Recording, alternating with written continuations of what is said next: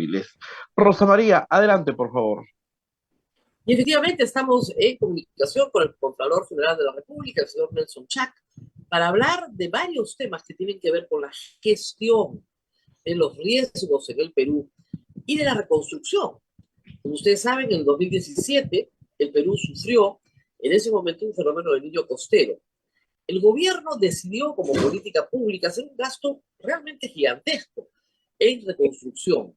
Y la idea es que este gasto en reconstrucción trajera cambios para no reconstruir ni en el mismo lugar, ni en la misma forma en la que se había construido antes, de tal manera que la reconstrucción con cambios permitiera mitigar a futuro el daño. Esa era la idea. La Contraloría ha producido un informe muy interesante que se llama Informe de Control Gubernamental a la Reconstrucción con Cambios 2017-2023. Esto es un trabajo que tiene varias etapas, como iremos viendo, y resultados que creo que vale la pena comentar el día de hoy, porque se han dicho muchas cosas, pero no se ha hecho, creo yo, un análisis prolijo de qué es lo que ha pasado. Muy buenos días nuevamente, señor Contralor. Y quería empezar Buenos por días, María. por una pregunta que era la primera que surge. Escuchamos decir a las autoridades a veces, no se ha hecho nada o se ha hecho muy poco. Yo tengo acá, en el primer cuadro que usted proporciona, el total de inversión son 25.655.490.000 millones de soles. Es decir, 25.000 millones de soles es muchísimo dinero. Pero además hay algo más interesante, que de ese gasto se ha ejecutado el 82.7%. Entonces, ¿por qué hay la percepción de que no se ha hecho nada si se ha gastado 82.7% de 25.000 millones de soles? A ver, Rosa María, muchas gracias por la invitación. A ver, efectivamente, ¿no? El proceso de reconstrucción con cambios empezó para atender todos los estragos del fenómeno del niño costero en el 2017 y para eso, como tú bien has mencionado, se asignaron más de 25.600 millones de soles. Pero, ¿qué es lo que pasaba? Ese programa de trabajo, digámoslo así, tenía cuatro componentes. Los dos más importantes eran la reconstrucción, o sea, se cayó una vivienda, había que poner otra, se destruyó un colegio, había que poner otro, etcétera, etcétera. Pero además estaba el componente de construcción, es decir, de prevención, hacer lo necesario para que estas cosas no vuelvan a ocurrir. Y eso, pues, como es evidente, no tiene que ver con la reposición de los activos y de las obras que se habían destruido, sino que arreglar no los síntomas, sino las causas estructurales de este problema, que además todos los años tenemos lluvias de cuando en vez, lluvias de mucha intensidad, pero no es un fenómeno nuevo, ¿no? Sino que es un fenómeno al cual ya tenemos que estar acostumbrados y tenemos que prever. Como yo suelo decir, todos estos desastres que están produciéndose el día de ahora en estos días y que yo me solidarizo ampliamente con todas estas familias que están pasando todas estas situaciones tan dramáticas, es efectivamente por el ciclón Yaku, pero no es solo por el ciclón Yaku, es por la incapacidad estatal de los tres niveles de gobierno durante muchos años de no poder solucionar estructuralmente estos problemas. Pero, si me permites, para retomar la idea, para resolver estos problemas necesitamos manejar integralmente las cuencas de los ríos, las quebradas y los drenajes. Y para eso estaba este otro componente de la reconstrucción con cambios como programa, que era construcción. Y entonces, efectivamente, se han gastado de los 25.000 millones de soles, para el número redondo, se han gastado 21.000. Y Claro, se han hecho obras. Mira, fíjate que cuando se diseñó ese plan, allá en el 2017, que tuvo muchas precariedades técnicas, se establecieron como 12.000 intervenciones. De ellas, 9.000 eran de la reconstrucción, para reponer los activos y las obras de educación, salud, agricultura, vivienda, etcétera, que se habían deteriorado.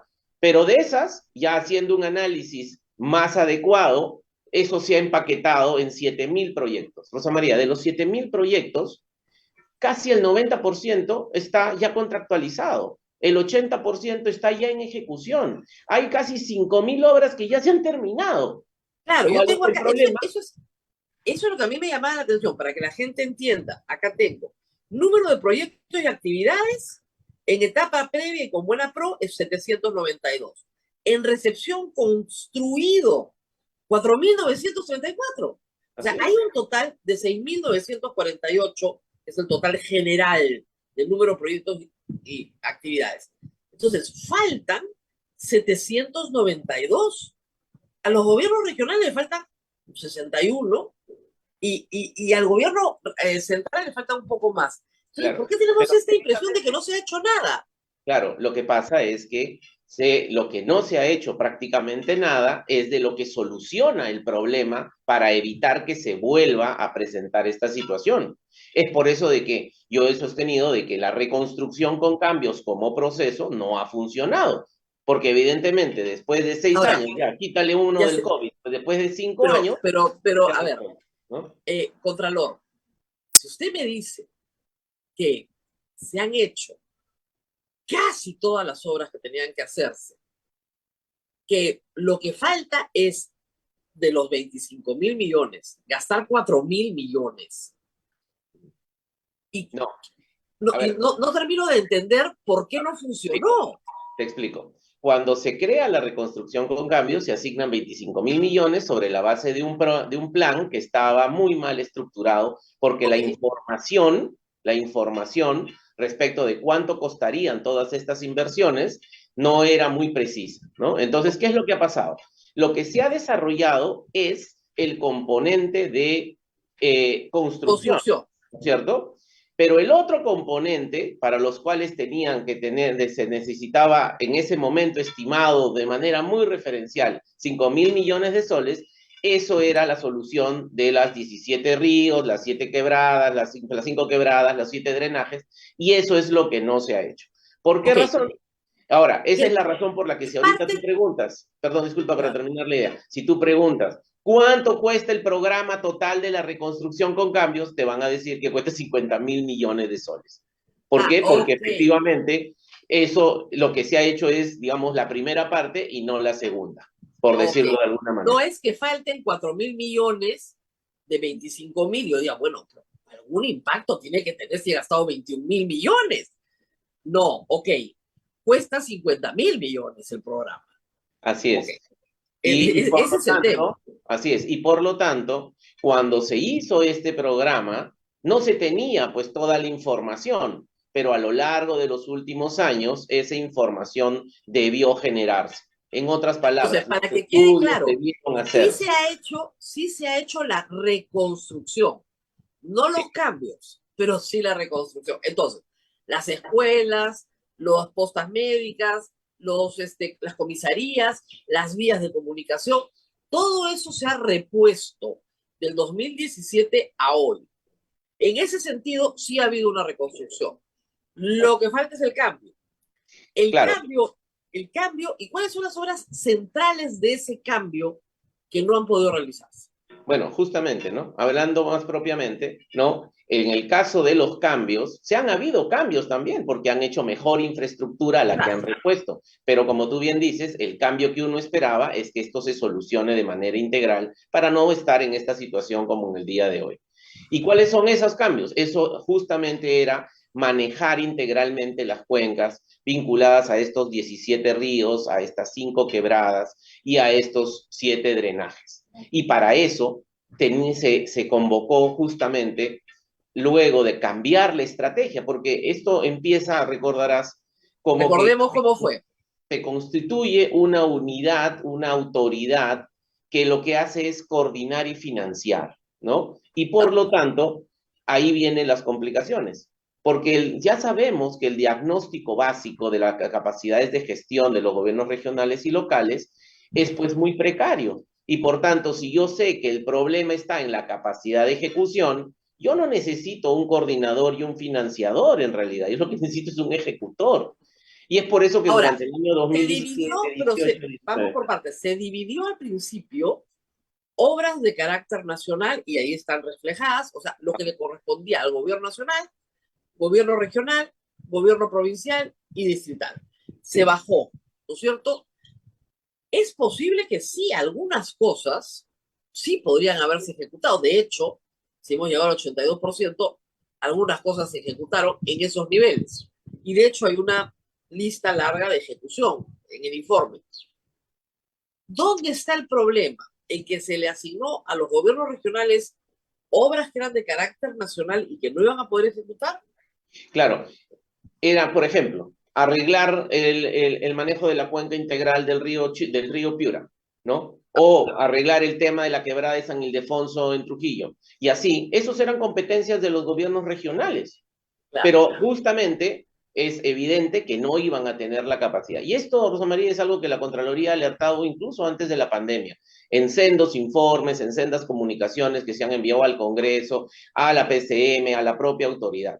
Eso también conlleva a que en el año 2020 se tome una decisión de cambio de estrategia. Es decir, la autoridad de la reconstrucción con cambios ya no es coordinador y financiador, sino que se vuelve ejecutor. Y para eso conforman el convenio con de gobierno a gobierno con Gran Bretaña, para que precisamente se encargue de eso que es lo que faltaba.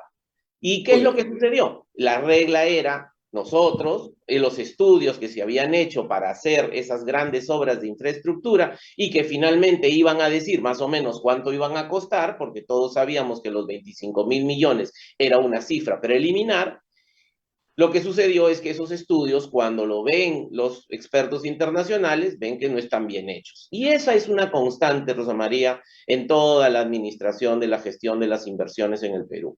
Uno de Sobre los todo las más grandes, ¿no? problemas, exactamente, ¿no? Uno de los principales problemas es que no hay buenos estudios, ¿no? Entonces, los expedientes técnicos están mal hechos y eso genera muchos problemas vinculados a la ejecución de las inversiones. Hay ampliaciones de plazo, ampliaciones de monto, todos los problemas que conocemos porque el estudio original está mal hecho. Y entonces, ¿qué pasó? En este caso, los ingleses lo que hicieron fue efectivamente revisar esa información y dijeron, no, con esto no podemos construir, así que hay que volverlas a hacer. Y entonces en eso estamos. Es por eso de que ese componente que arreglaría la situación, que va a costar alrededor de los otros 25.000 millones, en realidad va a costar como 20, ¿no? Es lo que recién se está haciendo. Okay. Ahora, en esta etapa, lo que sabemos es que este trabajo de gobierno a gobierno, porque además el Reino Unido a su vez contrata expertos, muy bien, eso es lo que le encargamos al Reino Unido que contrate expertos, ya produjo lo que tenemos, ya produjo el estudio técnico para poder hacer ya, digamos, la licitación para otorgar la buena prueba. O sea, ya estamos en la etapa en que el estudio técnico ya existe. Y eso finalmente sí es una buena noticia, porque por lo menos ya existe y podemos avanzar en una obra que demorará una ejecución probablemente de 2 o 3 años, porque no se hace, ese control de cuenta acá no se hace tan rápidamente. Por lo tanto, hay esperanza, o sea, no estamos en el plan de que acá se acaba el mundo, no, hay una esperanza y de que eso se reproduzca, como dice usted, en los ríos más importantes, como es la quebrada, todas las quebradas del río La Leche, de nuevo se volvió a desbordar, la quebrada de San Ildefonso, y en fin, los lugares más críticos. Porque yo siempre digo, obra pública bien hecha, sí hay en el Perú, muy buena, de gran calidad. Entonces, la Panamericana Sur sigue funcionando. Los huecos pasan por debajo. Así es. Porque se hizo bien. Entonces, sí es posible hacer las cosas bien. Ante esto, ahorita vamos a ir a la otra pandemia que se llama corrupción, porque acá está en este informe todo el problema de corrupción, pero quería preguntarle su opinión sobre crear una nueva autoridad nacional de infraestructura, cuando el problema no es la nueva autoridad. ¿Vale la pena en realidad? Sí, a ver, yo lo que he sostenido es que efectivamente es necesario repensar la forma como se hace las inversiones públicas en el Perú, sobre todo aquellas importantes y grandes, ¿no? Porque claramente la verdad es que muchos, incluso ministerios, pero sobre todo gobiernos regionales y locales, no tienen la capacidad para poder desplegar apropiadamente una inversión de calidad, ¿no? Y es por eso de que ahora sobre la base de la reconstrucción con cambios, de la Oficina de la Reconstrucción de los Cambios, que ha adquirido ese conocimiento producto del convenio de gobierno a gobierno, por ejemplo, y hay gente peruana calificada, yo creo que valdría la pena generar una nueva unidad, una nueva agencia, si quieres, para ver el tema de la infraestructura, ¿no? Y eso es lo que ha propuesto el Poder Ejecutivo. Sin embargo, yo iría más allá. Esta agencia va a tener que tener para resolver todos los problemas operacionales de vinculados desde el tema de saneamiento físico legal, el tema de los problemas que tienen las inversiones grandes, el tema de la calidad de los estudios, el tema de los permisos, el tema del planeamiento urbano, que la verdad es que creo que lo mejor es que haya una solución integral y que se cree un ministerio. Quizá podrías incluso, de Pero, tal manera de que pero señor Chak, efectivamente tengan tal vez, todos los componentes claro, que necesitan. usted tal vez no lo recuerda, pero eso ya existió en el Perú. Sí, En el gobierno militar se llamaba INADE, Instituto Nacional de Desarrollo, que era la institución que estaba a cargo de los grandes, de los proyectos más grandes del Perú, desde Majes, Chinecas, o sea, grandes, no solamente proyectos de represamiento de ríos, sino hidroeléctricas, más desarrollo agrario, más, o sea, multiproyectos.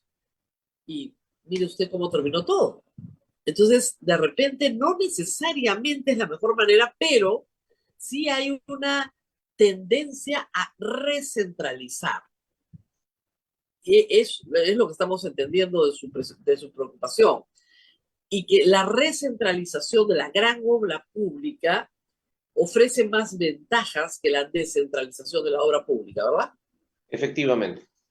Porque en la práctica, el gran problema de la descentralización es que tú has descentralizado y has transferido las competencias, has transferido las responsabilidades, has transferido la plata, pero no has transferido las capacidades. Entonces, el Estado Nacional nunca hizo lo necesario para fortalecer las capacidades y tener un servicio civil meritocrático en los gobiernos regionales, por ejemplo.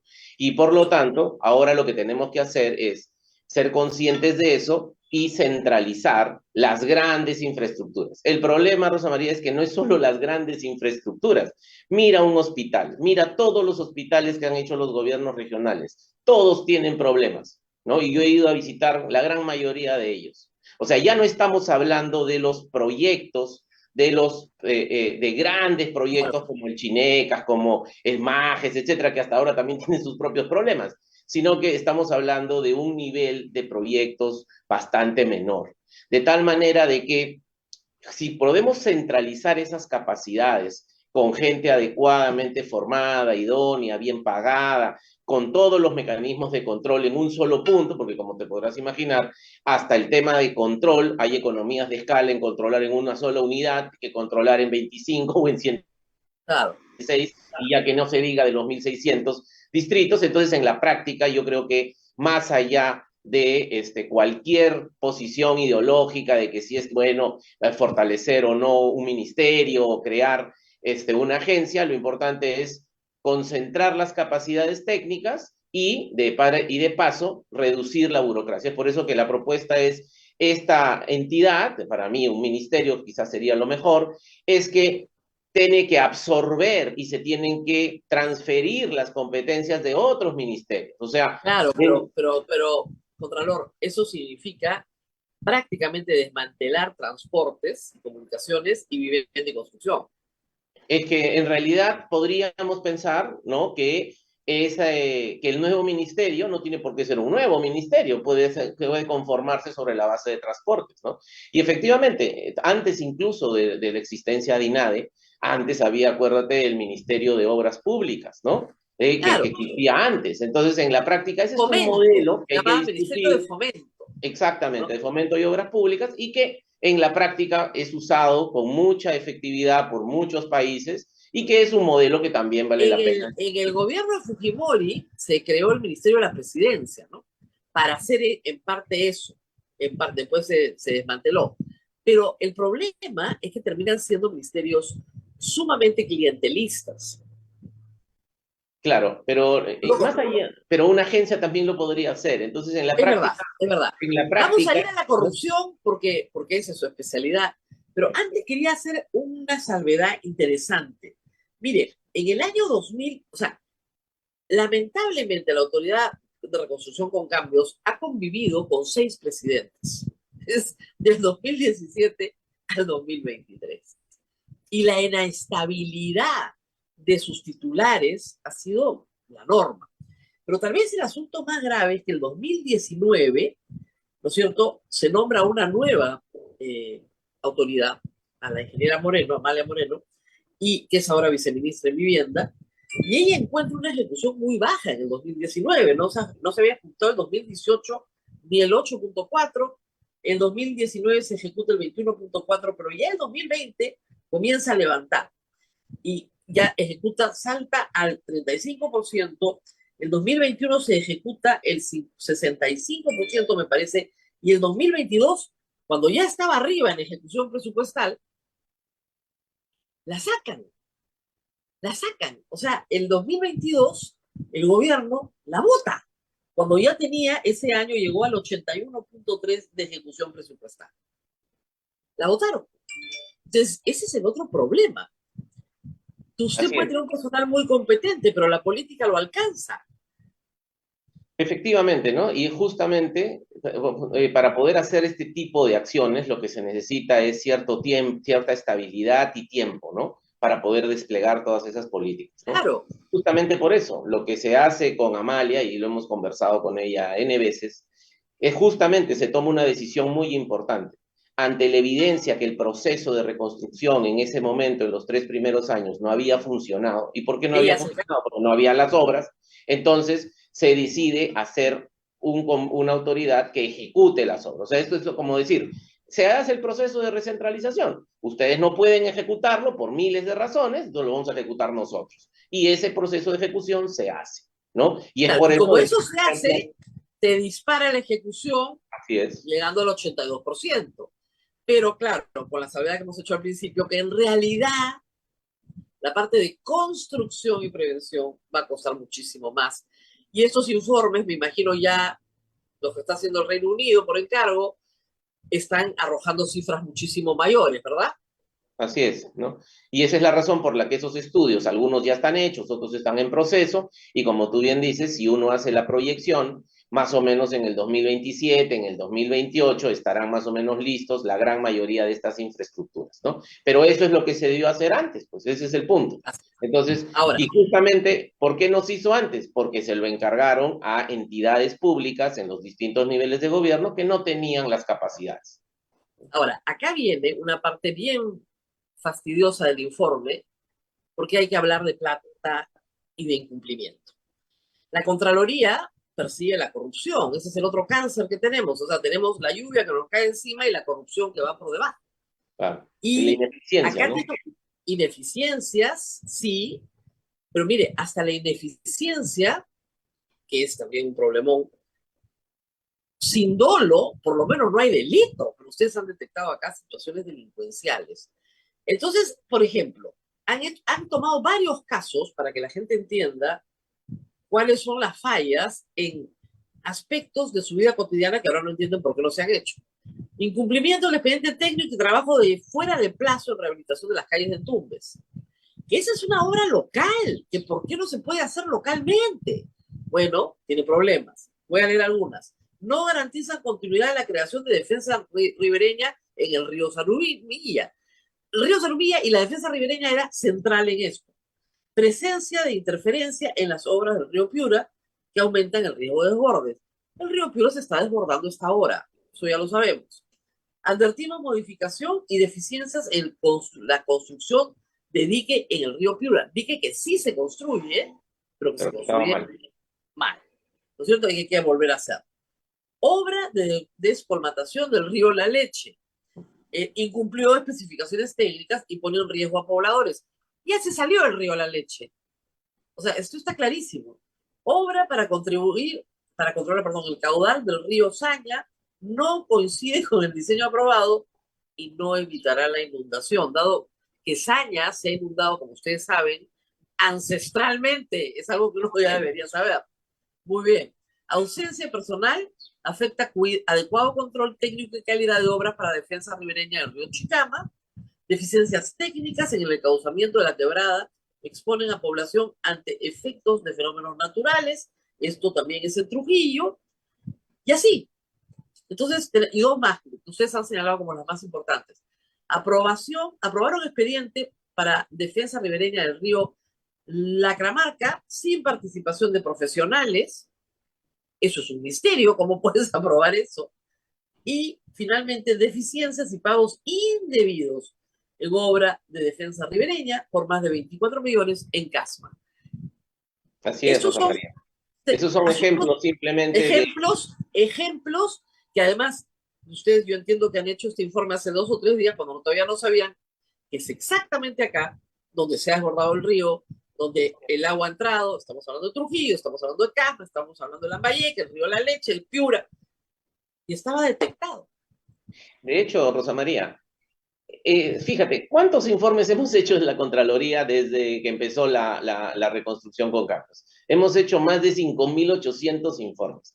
Hemos identificado 12.900 riesgos, o sea, casi 13.000 alertas, porque para llegar a estos informes que tú has comentado, esos informes son el resultado final de todo un proceso de investigación y análisis que hace la Contraloría caso por caso, y le va diciendo al gestor, oye, se está haciendo esto mal, arregla esto, que después de este problema se va a hacer un problemón, etcétera, etcétera, ¿no? Claro, vamos a ir a ese acompañamiento, porque ustedes han tenido en la mayoría de los casos control concurrente, que es lo que se pidió.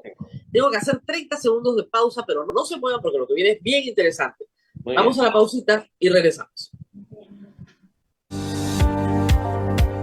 ¿Tu hijo aún no sabe qué carrera estudiar? Los invitamos a participar en los eventos virtuales gratuitos que la PUC ha diseñado para ayudarlos a explorar y descubrir su vocación de la mano de profesionales. Suscríbete en eventoscomienza.pucp.edu.pe. Comienza a ser grande. Pontificia Universidad Católica del Perú.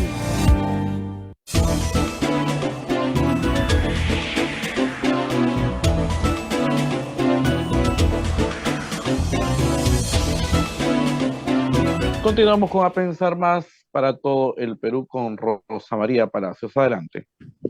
Bueno, y vamos a ir a explicar un poquito la función de la Contraloría, porque a veces la palabra Contraloría la gente la aterra, sobre todo en el sector público, pues, ¿qué he hecho mal? ¿No? Bueno, vamos a ir con calma. Cuando ustedes hacen 12.960, ¿no es cierto?, observaciones por situaciones adversas detectadas en el control simultáneo, ¿lo que están diciendo ahí es que alguien ha robado? No, ¿verdad? ¿Qué es lo que están diciendo ahí? Lo que estamos diciendo es que hay un riesgo que si no lo mitigas, después vamos a tener un problema posterior. Lo que estamos diciendo es que vamos viendo de que podrías haber cometido una irregularidad porque has roto una norma. No estamos calificando si eso lo has hecho adrede, si estás robando, si está... No, lo que le estamos diciendo es una alerta. Y esa es la gran parte de la nueva reforma y el nuevo enfoque de control. La Contraloría tiene 93 años de existencia y esencialmente toda su vida desde hace 4 o 5 años antes, desde hace 4 o 5 años que empezó la reforma, ha hecho control posterior. ¿Qué es control posterior? Para que nos entendamos, para que tu audiencia nos entienda mejor, es haz la carretera, hazla como tú puedes, hazla sola. La Contraloría la ve después. Y después, si encuentras... Y es aterrador, porque la veo después y te meto preso. Así es, porque si encuentras irregularidades, la carretera ya va a estar mal hecha, seguramente han robado, y entonces en ese caso van a perseguir a los culpables. O sea, el control posterior tiene un enfoque naturalmente punitivo. Punitivo, absolutamente punitivo. Como yo suelo decir, ¿para qué vamos a seguir llorando sobre la leche derramada? Hay que evitar que se derrame, y para eso necesitamos un control más proactivo, más preventivo, ¿no? Pero evidentemente no es función de la Contraloría arreglar los problemas. Nuestra función es alertar sobre esos problemas. Ya si los funcionarios no los arreglan, ya pues ya qué cosa vamos a hacer. Tenemos que seguir luego con el proceso. Acá viene un tema que es bien importante también, que ¿cuál es la naturaleza de ese control? O sea, la Contraloría es la encargada de verificar, ¿no es cierto?, la legalidad del gasto. Así es. Pero supongamos, ingeniero, yo tengo una idea y me han contratado para hacer este dique y yo creo que este dique puede funcionar porque yo soy el técnico y creo que va a funcionar correctamente. Si viene alguien a la Contraloría a decirme que no va a funcionar el dique, ¿acaso él es el técnico? ¿Acaso él es el experto? ¿Ustedes tienen expertos en todas las cosas? Claro. No, ¿verdad? No, efectivamente, esa es una muy buena pregunta, ¿no? Pero vamos por partes. Cuando yo llegué aquí, por ejemplo, teníamos 120 ingenieros civiles a nivel nacional. Ahora tenemos más de 600. ¿Y por qué? Porque el proceso de control tiene que ser un proceso multidisciplinario porque uno no puede controlar lo que no sabe, así de sencillo, ¿no es cierto? Pero, ¿qué es lo que sucede? En tu ejemplo, el ingeniero dice, vamos a hacer el dique así. No es que vamos a hacer el dique así. Hay un expediente técnico que Por dice supuesto. cómo se va a hacer el dique. Entonces, mis ingenieros van y miran el expediente y contrastan lo que Ok, ha hecho pero con lo que supongamos dice lo el siguiente. expediente. Vamos un paso más atrás. Ujú. El expediente técnico está mal hecho. Está bien. Efectivamente. O sea, no digo que está bien, sino que es verdad. Entonces, ¿qué tienes que hacer? Modificar el expediente, No, ¿no? ya lo sé, pero el ingeniero que hace el expediente técnico tal cual se lo han entregado, está actuando dentro de la legalidad del gasto. Sí, es Y verdad. no se le puede observar nada, porque está Es haciendo que, exactamente lo que le han dicho que tiene que hacer. exactamente. Y en esos casos no se observa. O sea, el Pero la obra control. está mal hecha. No, es que justamente lo que estamos diciendo es, si hay problemas con el expediente, tienes que seguir los procesos y Ok, procedimientos digamos, formales pero y la Contraloría, efectivamente hacerlo, ok, ¿no? pero la Contraloría no puede detectar los problemas en el expediente técnico. No, No es que está en esa sí, capacidad. no pues, es que justamente de eso es lo que se trata, ¿no? O sea, lo que se trata es, si hay problemas en el expediente técnico, hay todo un proceso que tiene que llevarse adelante para que eso se corrija y que la obra salga bien. No, no, Pero no, el no, control de la pero vamos a Contraloría hacerlo no más es sobre despacito, la ¿ya? calidad del expediente. Vamos a ver. La obra ya concluyó, tuvo un Ok. expediente técnico, se ejecutó perfectamente, exactamente de acuerdo al expediente técnico. Y el Ujú. resultado fue un desastre. El Ya, resultado no cumplió el fin, la obra. Y ya, ahí está está el bien. sistema. No, pero justamente, ¿no? Ahí Sí, La ahí la Contraloría no puede. Contraloría legalmente no va a poder decir nada, no va a poder imputar Exactamente. responsabilidad, porque lo que han hecho es hacer lo que tienen que hacer. Ahora, la responsabilidad ahí va a ser ya no de una naturaleza administrativa, civil, penal, porque se ha hecho todo lo que se tenía que hacer. Ahí lo que cabe es para empezarse a preguntar qué pasa con la calidad de la gestión y el desempeño, pero eso no puede ser llevado a que por eso te van a procesar, ¿no? Claro, Lo pero que eso sí ya está escapa. mal Lo que hay que decir es que el control de la Contraloría tiene es de límites legalidad. también. Por Tiene un supuesto, límite, es el ¿no? límite de la legalidad. Y cuando Nada hablamos de la más. legalidad, es de todo el cuerpo jurídico normativo asociado a que efectivamente esa obra cumpla con su finalidad, se lleve a cabo de manera transparente, no sobrevalorada, etcétera, etcétera, etcétera, ¿no? Pero justamente, ¿no? Han habido casos, como tú mencionas, en donde se ha roto esa legalidad y no solamente se ha roto la legalidad, sino ha habido dolo y ha habido intención y entonces, evidentemente, Ahora, ahí la yo Contraloría ha le voy a observado. decir que para el gasto que se ha ejecutado ya, más de 21.000 millones de soles, y la cantidad de obra pública que se ha hecho, más de 4.900 proyectos, el número de responsables me parece bajo, para el Perú. Y tenemos Claro. acá como resultado, en responsabilidad penal, 715 personas. Es bien bajo, ¿no? Claro, lo que sucede es que, a ver, nosotros no hemos visto todas las obras bajo el control que se han hecho en la reconstrucción con cambios. Solamente hemos ¿Por visto qué? 1.500 obras. ¿Por qué? Porque 1.500. evidentemente, claro, más o menos 1.500. Sobre esas hemos intervenido, ¿no? De las Ah, que ok. ahorita están en 7.000, ¿no? Pero en la práctica, ¿por qué? Porque no podemos intervenirlo todo. Además, tampoco tiene mucho sentido, ¿no? Porque fíjate, más de la mitad de las obras son obras bien chiquitas, que cuestan Ah, menos de 1 millón de soles, ¿no? claro. Entonces Entonces, también hay que hacer un análisis costo-beneficio porque el control también cuesta. Entonces, en la práctica, esos 845 personas, digamos, con responsabilidades efectivamente, ¿no? Si quisiéramos saber, tener una aproximación al total, habría que hacer una extrapolación, ¿no? Pero por eso es, tres. Claro, eso es lo que hemos hecho, eso es lo Claro, que ahorita concretamente se han identificado los perjuicios, ¿no? claro, vamos a mirar. Tenemos 993 con responsabilidad administrativa y 69 con paz, que no sé qué es, pero Ajá. 200, ¿perdón? Sí, el PAS es el procedimiento administrativo sancionador. Como tú bien Ah, sabes, ya, ya, ya. un funcionario puede tener responsabilidades administrativas, civiles y penales. Antes se llamaba, es que antes se llamaba PDR, pero me lo han cambiado. ¿Ya? Y el civil, 207 y 715 con responsabilidad penal. Ahora, que esas 715 reciban una sanción sancionatoria, eso ya no depende de la Contraloría tampoco. Eso Exactamente, depende porque la Contraloría lo que del hace es sistema eleva, se lo envía al sistema de justicia, a la Procuraduría, a la exactamente. Fiscalía, al Poder Judicial, donde corresponda, y en el caso de las responsabilidades administrativas, se lo envía a la entidad que corresponda para que adopte las medidas disciplinarias que considere pertinentes. Lo que dice Paz, eso sí, nosotros lo procesamos. O Eso sea, a sí. través del procedimiento administrativo sancionador, entonces esos funcionarios pues van a llevar todo su proceso, su debido proceso, etcétera, y podrán ser absueltos o inhabilitados de la función pública, ¿no? Muy bien. Ahora, viendo todo esto, ya entendemos exactamente qué es lo que está pasando con el programa. No se trata de demoler el programa, se trata de apuntalar el programa para que termine de hacer lo que tiene que hacer, a ver si se controlan las cuencas de los ríos, que es como decía usted, el problema central. No solamente la reconstrucción, sino el cambio. Pero viene una nueva etapa, porque cada vez que hay una desgracia viene una nueva etapa. Y se han emitido normas de declaratoria de emergencia de varias provincias, distritos del país. Lo que la gente no entiende es que esto en realidad es una habilitación para el gasto.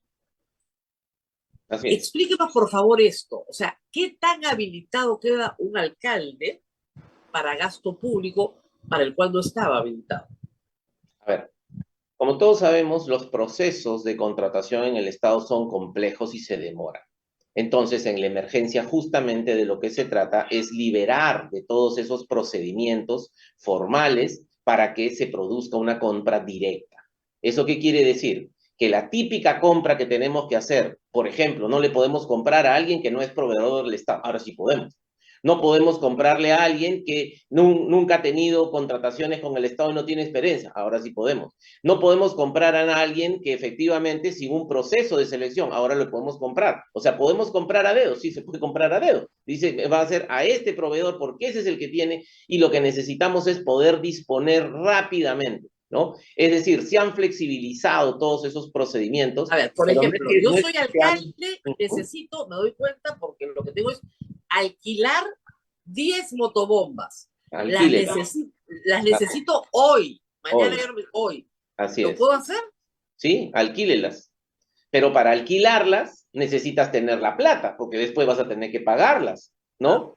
Y esa plata también, hay una disposición en la ley de presupuesto que permite que hagas modificaciones presupuestarias en tu presupuesto, porque ahorita no hay nada más urgente que atender la emergencia, ¿no? Ya perdimos la etapa de prevención en muchos casos, ahora estamos en la respuesta a la emergencia, después vendrá la rehabilitación y después vendrá la reconstrucción.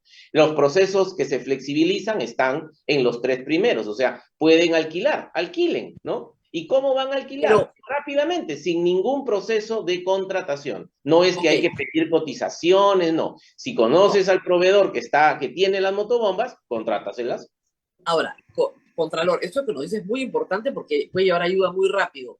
Pero, ¿qué Así es. pasa si después el Estado no me habilita ese dinero? O sea, ya yo lo saco de otra partida, entonces, no sé, suspendo una reparación que tenía, algún gasto corriente incluso, ¿no? Ya, bueno, Así es. lo paso para pagar esto. Y después no me habilitan ese pago, ¿qué hago?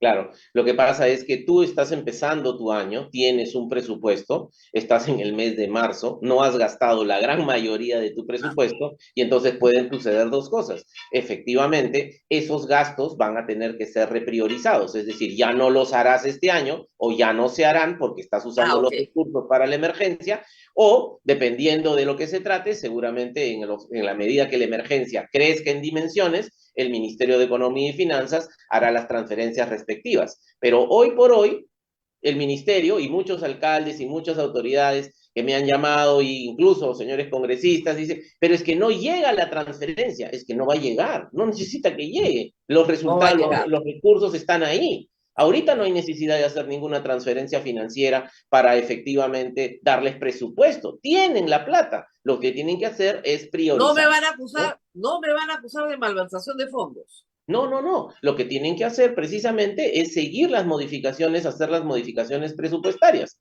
La malversación de fondos es cuando yo uso algo para lo cual no estoy habilitado legalmente. Exactamente. Precisamente estas normas me habilitan legalmente a usar esos recursos que antes iban a estar destinados a otra cosa, los voy a poner en la emergencia. ¿Necesito un acuerdo de consejo o puedo actuar solo como alcalde? No, puedes actuar solo como alcalde, solo como gobernador regional, ¿no? El gobernador y el Incluso, alcalde están habilitados ahorita para contratar motobombas, para porque como, comprar carpas, ¿no es sí, cierto? Para movilizar, pagar la movilidad de un grupo de gente que hay que evacuar de una zona. Esos gastos los puede hacer la municipalidad y lo puede hacer el gobierno regional. por supuesto, por O sea, supuesto, y eso es lo que se o trata, sea, lo que es pues lo que ya es que deberían haber estado haciendo. La Contraloría no tiene corazón, dicen, y no No, tiene piedad, no tiene humanidad. Entonces, ahora, es también que, cierto, que en arca abierta hasta el justo peca. Entonces, efectivamente. ¿cómo se evita, o ya no se puede evitar en estas emergencias, el favorecimiento al compadre, el amigo que tiene las fotobombas? ¿Se puede evitar o no se puede evitar? O sea, en la práctica, por ejemplo, ¿no? Vamos a poner un ejemplo. Se ha flexibilizado el proceso de contratación. Ya no hay proceso de contratación. Pero no, tú no puedes comprar, pues, no le puedes comprar las motobombas a la empresa de tu hijo, ¿no? Siendo alcalde, No, porque entonces no es que pueden hacer lo que quieren. Entonces siempre se puede controlar lo esencial y es por eso que la Contraloría ahora está desplegando una serie de acciones para justamente, por un lado, junto con el Ministerio de Economía y Finanzas, sacar una serie de disposiciones y de orientaciones, porque, Rosa María, el gran problema es las capacidades de gestión de los gobiernos regionales, y regresamos a lo mismo, no son las más adecuadas. En Cristiano, no saben cómo operar en emergencia, ¿no? Peor aún, que acaban de entrar los nuevos gobernadores regionales, nuevos alcaldes. Junto con ellos, por lo que estábamos conversando, como no hay un servicio civil de carrera, mucha de la administración también ha cambiado y entonces en la práctica ahora no saben qué hacer. Entonces ahora más que controlar hay un proceso de casi de apoyo y docencia, de decirle tienes que educar. hacerlo de esta manera. Pero justamente por eso la Contraloría lo que está haciendo ahora, está desplegando estos servicios de presencia institucional en cada una de las zonas a partir de nuestras gerencias regionales de control y nuestras jefaturas de OSI, y lo que estamos tratando de hacer es acompañarlos, ¿no? Luego vamos a generar, ¿no? Ya te comento, igual que lo hicimos, por ejemplo, con el caso de las canastas o con la pandemia, un portal donde transparenten todo lo que han hecho, porque si bien es cierto, van a contratar sin mayores procedimientos, sin mayores formalidades, luego tienen que hacer todas las formalidades en vías Claro, de regularización. Y claro, entonces tiene que en ese rendir momento cuenta. tendrán toda la información para poder rendir cuenta y en ese momento lo que vamos a disponer es que toda esa información se suba al portal para que efectivamente se vea, porque lo que tampoco queremos es que digan que han comprado 500 frazadas y las han distribuido a tales personas y resulta que esas personas dicen a mí no me ha llegado ninguna frazada, ¿no? Entonces, todas esas cosas son las que en el marco de este proceso de la emergencia se van a tener que controlar. Pero ahorita lo más importante es que ejecuten. Tienen los medios, No, tienen no, las ya habilitaciones. hay consideraciones prácticas. Si se hace una donación en particular a una persona que te firme un recibo, Que pues, diga exactamente, no, ¿no? papelito, su DNI, Así es huella nada más, digital, nada ¿no? más te ha recibido, nada más. Pero son provisiones, como usted dice, que muchas veces no se toma por desconocimiento, porque no se sabe trabajar en emergencia, por ese tipo, muestra tu padrón, haz tu empadronamiento primero, en fin, cosas que se tienen que hacer que muchas veces no se saben, pero se seguirá haciendo. No me puedo ir, son las 9:21, pero no me puedo ir sin preguntarle, porque ustedes han tenido un trabajo muy complicado el año 2022, sobre todo, cuando comienzan, desde el 2021 en realidad, cuando comienzan a explotar problemas de corrupción muy grandes en el gobierno de Pedro Castillo. ustedes van a ser citados, consultados en los procesos de corrupción que se inician ya contra el presidente de la República, y me refiero al caso Puente Tarata en particular, al caso Petroperú. En esos casos donde hay obra pública de por medio, o servicios públicos de por medio, ¿ustedes tienen participación?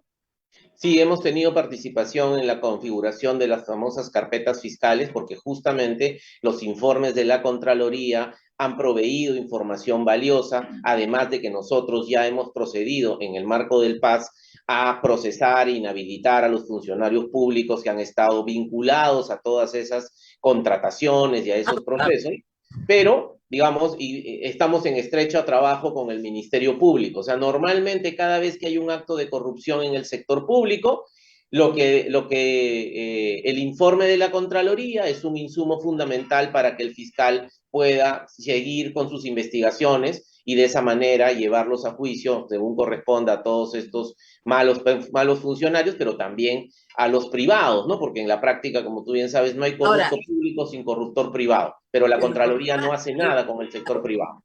pero el problema es que el contrato sigue. O sea, Sí, los contratos con las empresas chinas siguen ejecutándose. efectivamente, Eh, sí. o sea, eso es un problema gravísimo. Todos sabemos que hay corrupción y sin embargo el contrato continúa. Yo no estoy en contra de que los contratos se terminen. Por Dios, estamos en el Perú repletos de contratos sin terminar en arbitrajes perpetuos, ¿no es cierto? Ahí están todos los hospitales de los que hablábamos al principio. Pero sí me hace un poco de ruido que contratistas internacionales obtengan contratos en el Perú sobornando funcionarios. El contratista internacional se va, cambia de titulares, ¿no es cierto? Y continúa contratando con el Estado.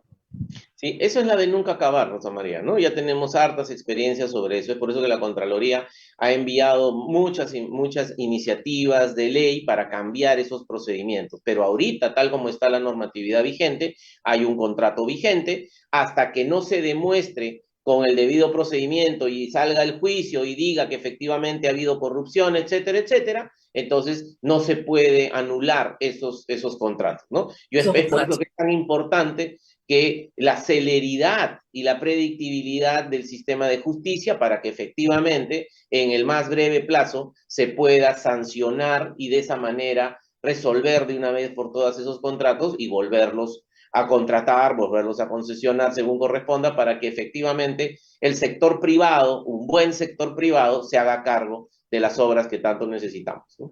Y en el caso de Dina Boluarte, la actual presidenta de la República, la Contraloría también tuvo un papel estelar en el caso del Club Apurímac. Sí.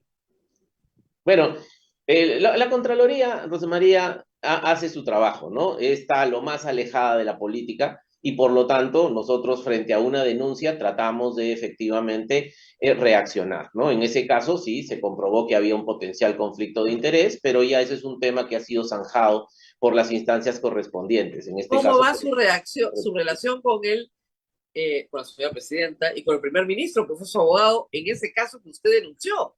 bueno, es que Dios. nuestra relación es como la que debe ser entre un contralor y un premier y una presidenta. Acuérdate que ya, como tú bien has dicho, yo soy contralor hace 6 años, ya mi periodo de mandato termina el próximo año, y bueno, he tenido que trabajar con 6 presidentes y en más de una docena de premieres. Entonces, en la práctica, nosotros tenemos una relación de trabajo muy fluida, ¿no? Incluso muchísimo más que la que teníamos con el expresidente Castillo, ¿no? Por todo lo que ya sabemos.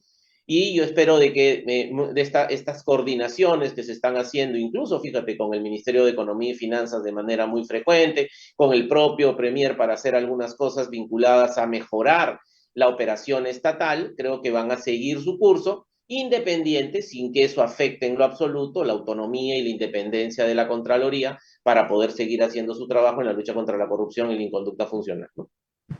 Muy bien, muchísimas gracias por todas estas aclaraciones al señor Nelson Chac. Ya saben, alcaldes, gobernadores, el Contralor les ha dicho que contraten, si están en emergencia, por el amor de Dios, que lleven ayuda rápidamente a sus pueblos ahí donde se necesita. Gracias por haber estado con nosotros.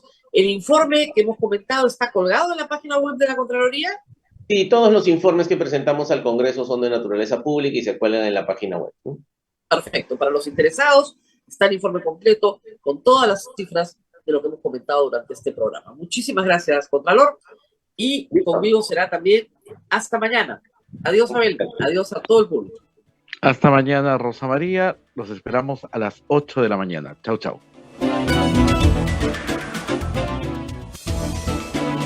Hasta aquí, A Pensar Más con Rosa María Palacios.